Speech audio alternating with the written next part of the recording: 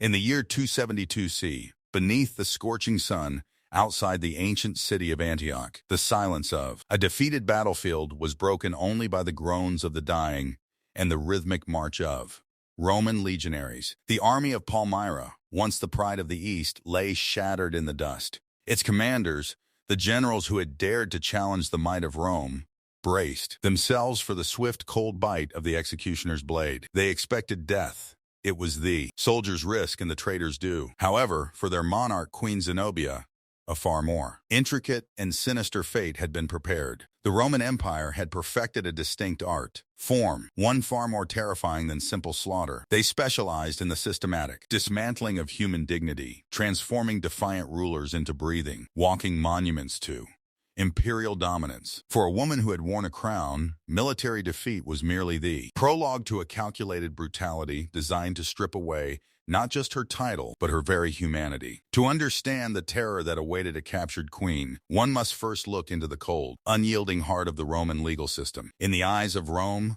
the moment a city fell, or a garrison surrendered, the legal status of its inhabitants evaporated instantly. Under the ancient principle of gentium, or the law of nations, a prisoner of war ceased to be a person. They were transmuted by the alchemy of violence into property. This was a category that stripped a human being of every shield and protection afforded to a citizen. A queen, despite her royal blood, her lineage, and her former power, commanded no more legal standing than the lowest conscript in her decimated ranks. This created a terrifying reality for the captive elite. A Roman citizen was wrapped in a cocoon of rights. To flog a citizen was a scandal that could topple governors, and to execute one without trial was a crime against the state. But a foreign captive existed in a void. They could be beaten, displayed, sold into labor, or killed entirely at the whim of their captors. The legal framework for this cruelty was as old as the Republic itself. The 12 Tables, the foundational legal code written in the 5th century BC, established these principles with brutal, uncompromising clarity. Prisoners taken in war belonged to the state or were distributed as loot among the soldiers. For women of royal lineage, this was a revelation of shattering horror. They discovered that their former authority meant absolutely nothing once iron chains replaced their golden diadems. The historian Tacitus, a man not easily shocked by the harshness of his era, documented this reality when describing the treatment of British royalty. He noted with a grim frankness that Roman officials showed no hesitation in physically violating those who had once commanded vast armies and administered high justice. The line between a prisoner of war and a common slave existed only on parchment. In the mud and blood of the conquest, that line vanished, leaving captive queens vulnerable to degradations that would have been unimaginable had they possessed the sacred protection of Roman citizenship. This systematic degradation reached its theatrical peak in the Roman triumph. This was not merely a parade, it was a weapon of psychological warfare, a spectacle designed to transform military victory into a religious and political statement. When the Senate granted a victorious general the right to a triumph, the city of Rome transformed into a stage for the humiliation of kings and queens. The procession followed a route that was etched into the collective memory of the ancient world, winding from the field of Mars through the crowded forum and ascending the sacred slope of the Capitoline Hill. It was a journey of nearly 4 kilometers, lined with screaming crowds, swirling dust, and the deafening roar of a populace hungry for the sight of conquered enemies. The choreography of the event was meticulous. First came the musicians and entertainers, setting a festive tone that contrasted sharply with the misery to follow. They were trailed by great carts groaning under the weight of plunder, paintings, statues, and models of captured cities, along with exotic animals from the edges of the known world, dragged in chains to show that nature itself bowed to Rome. At the bleeding heart of this spectacle walked the prisoners of war. But these were not anonymous masses. The procession was led by the captured rulers, the architects of resistance.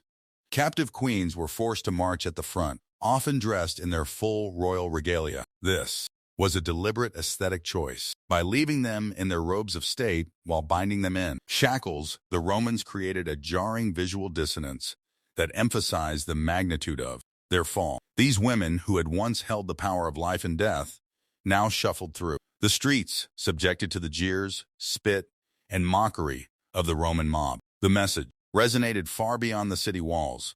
No throne was high enough to escape the reach of the legions.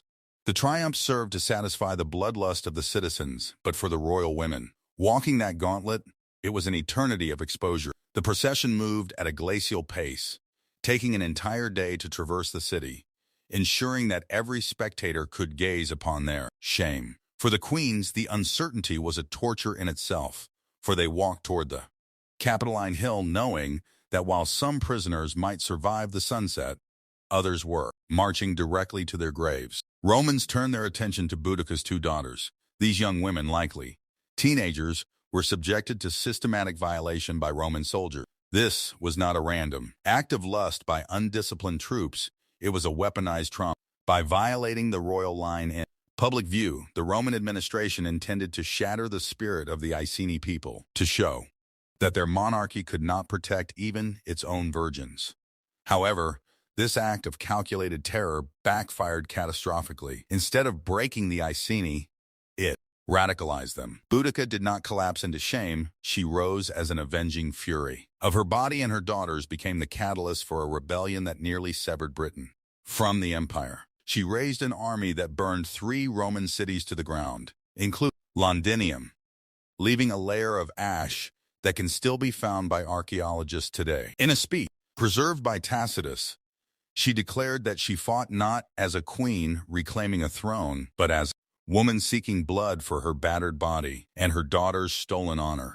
Rebellion eventually ended in defeat on a battlefield slick with blood, where Roman discipline overcame British rage. Boudica's story remains a testament to the volatility of humiliation. Tacitus claims she took poison to escape capture, while her daughters vanish from the historical record, their voices silenced by history, leaving only the echo of their suffering. For those rulers who did not find a villa like Zenobia or a suicide like Boudica, the end of the triumphal procession often marked the end of their lives. As the parade wound its way up the Capitoline Hill toward the Temple of Jupiter, where the general would offer sacrifices to the gods, the most high-value prisoners were quietly separated from the main column. They were led to a nondescript door in the side of the hill, the Mamertine Prison, known to the Romans as the Tullianum. This was the antechamber of death. The structure consisted of 2 levels. Room was grim enough, but the lower dungeon was a pit of absolute horror, accessible only through a small hole in the ceiling. It was a place of darkness, filth, and suffocating despair. Here, while the crowds cheered in the sunlight above, Rome's greatest enemies met their end. The methods were slow and cruel. Some were strangled, while others were simply left in cold darkness to starve. Vercingetorix, the charismatic chieftain who had united the tribes of Gaul against Julius Caesar, languished in a prison cell for 6 years after his defeat. When he was finally dragged out to be paraded in Caesar's triumph in 46 BC, he was a broken shell man. After serving his purpose as a prop in the procession, he was lowered into the Tullianum and strangled. The fate of Jugurtha, the king of Numidia, was even more harrowing. The triumph of Marius in 104 BC, Jugurtha was stripped of his robes and thrown naked into the dungeon's lower pit. As the darkness swallowed him, his mind reportedly snapped. Records his final delirious words, whispered as he began a 6-day agony of starvation.